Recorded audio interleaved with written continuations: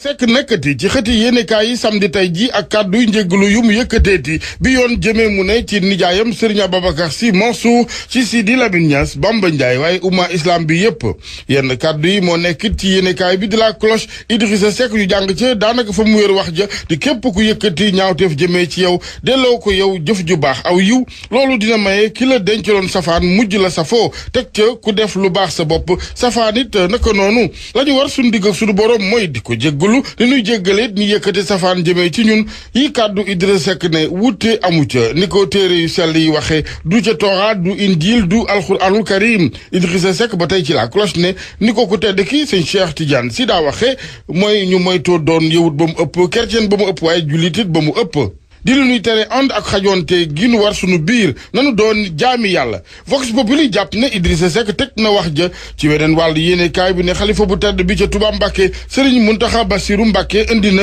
ay leeral ci kàddoom yi ñenn ñi bëggoon wutal jëmu geneen Serigne Abdoul Ahad Mbacké Gaynde Fatma moom bu comité organisation Grand Magal ba tey ak yéenekaay bi ne tëra diggi ci politique bi dara la mënalul diggante bu sell bi di Tiwaawan ak Touba Mbacké Direct Info moom xëy ci li mu duppee ni moo ne ci ginnaaw ñaareelu déclaration bi ba woo Touba Mbacké Serigne Cheikh Bassirou Mbacké moom Serigne Abdoul Khadr yéenekaay bi ne dafa sàkku ñu jéggal ko bi waxaat jotee sëñ Moussa Nawel ba tey ak Direct Info moom ñu jàng ca mu naan Serigne Mountakha Bassirou Mbacké mooy ki ko dénk Idrissa Seck Direct Info ci gàttal jàpp ne taxawaay gi Touba am taxawaayu defar la di diplomatie dossier Idrissa Seck nag ak werante gi jamono yi Thierno Bocoum jiital mouvement Agir di ganuk enquête yéenekaay tey jàpp ne dañu ko war a dépasser ndax ci gis-gisam am na yu ëpp solo yu nu war a waxtaane ci réew mi ci wàllu politique yu ko mooy bu dee ci wàllu diine nag nangul na ku ne mu ne sañ-sañu am ca sab gis-gis seede yi mu def woon nit ci jullit ak Idrissa Seck mu ne daa fekk moom muy ab jullit di ko jub waral mu wax jëm ca wax ginnaaw la mu ko xamal ab diir bu nekk waxtaan wu yaatu dox nag moom diggam Thierno Bocoum ak enquête yéenekaay jaar-jaaram ak ndawam tolluwaayu réew mi président Sall ndax daf koy jàppale 2019 am déet loolu lépp ci enquête assemblée nationale démb la fa xew du waxante yu defar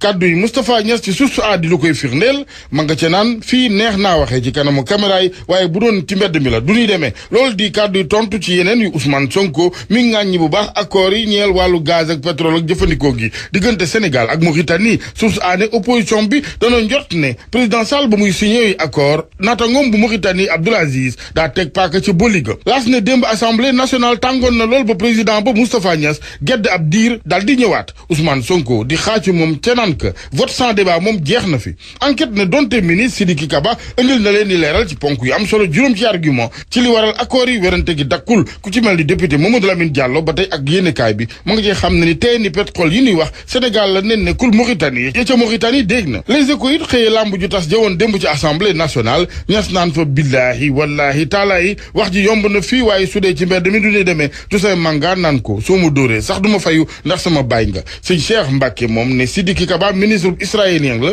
Ousmane Sonko di waxi accord blanchiment ci mu jëntal Sud Quotidien ne nag yëf yëpp mujj na daal di jàll ndax majorité bi dañu fa ëpp toogu ci assemblée jox nañu ndigal président Sall ci wote yooyu accord moom président Macky Sall nag nataalam ak bu naataangoom bu Burkina Faso ci xët bu njëkk tey bu Le Soleil yéenekaay bu an ak Moronaba bu Burkina Faso bi waxal président Macky Sall clairvoyance bu mu ko xamal di gis-gis bu leer Libération moom port autonome bu Ndakaaru la xëyate ak njiitam yéenekaay bi ne conseil d'administration bi dafa lankal directeur général bu port am jëndum taax mu yeggul Libération ñëwaat ci li waral ña fa teewal primature contrôle finance ak ministère bi ñu dënk napp mi lànk xamal nañu it ne ñaari experts yi nga xamante ni kii jaay taax mi daf leen yebaloon njëkk la ñu joxee daa wees ñeenti milliards yeneen njëgu taax mu noppi la ñu bëgg a jaayee taax mu yeggul googee nga xam ne ñu ne suuf sañ ko sañ sax suufa sport la wàllu sport mel ni fitna gi ci politique bi dafa nuyoo ji les échos ne démb ci jamonoy nangum ndimbalu ministère des sports jëm ci supporters yu gaynde football yu Sénégal waa Alekaza ak waa 12e gaynde ñoo fa doon rëkkante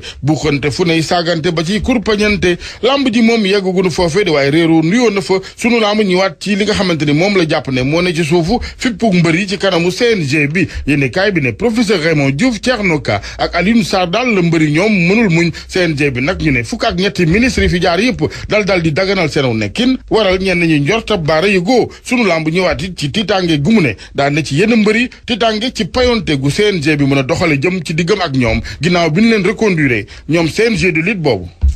waaw turandoo karo bu baax